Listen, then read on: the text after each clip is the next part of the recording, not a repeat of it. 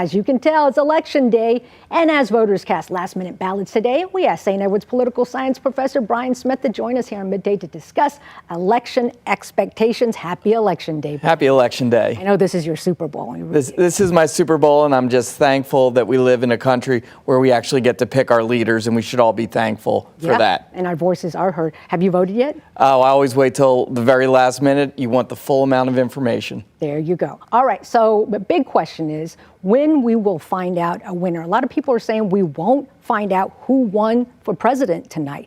Walk us through the circumstances of why that may be. Okay, we may find out who's going to be president by the three big early East Coast states, Pennsylvania, North Carolina, and Georgia. If they all tip for one candidate over another, especially Pennsylvania and Georgia for Trump, then the rest of the country doesn't matter. Similarly, if they all go for Harris, that closes the pathways. But as we start getting into the central time and we don't know, it might actually be until Nevada and Arizona finally cast their votes. And then it's the balloting, counting them all, because there's mail-in ballots, there's provisional ballots, lots of ballots coming in, and you have to make sure every vote is counted, and that can take several days. And we explained some of the circumstances earlier on in Midday about maybe the different, just like you just explained, different times closing, different rules for different states.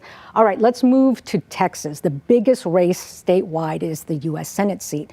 What needs to happen for Ted Cruz to be unseated or to keep his seat? Well, what Ted Cruz needs to do is keep doing what he's been doing, which is winning by the smallest possible amount. And how does he do that? Paints the opposition very negatively and coasts through on partisanship. If Allred's able to really turn out the vote and get people to fire Ted Cruz, then he can win. It's not going to be a landslide for either candidate. Could be a close night like we had in 2018. But as an incumbent, Cruz has a lot of advantages. And when we look at it, Kamala Harris isn't doing as well in Texas as Donald Trump. And so that affects his race as well. Right. Is what you're saying. All right, let's go hyper-local now in some of the area races. Anything striking you?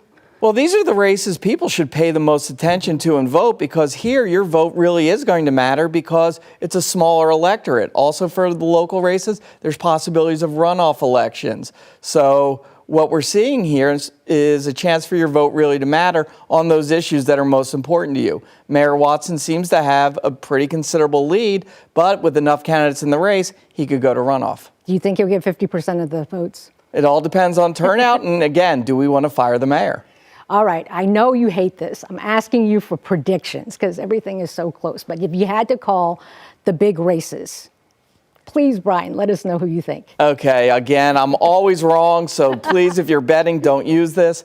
I think Ted Cruz will win in a squeaker. I think the presidential race, we're actually not going to know for several days. We'll probably have a repeat of 2020, especially if those East Coast states are still undecided. So it's going to be a long night and maybe a long couple of days. I'm not going to go there. So you're not going to say who's going to win president. All right, I tried. Brian Smith, political science professor from St. Edward's University. We always enjoy your insights. Thank you for visiting us here. Oh, thank you so much for having me. And have a good night. Yeah.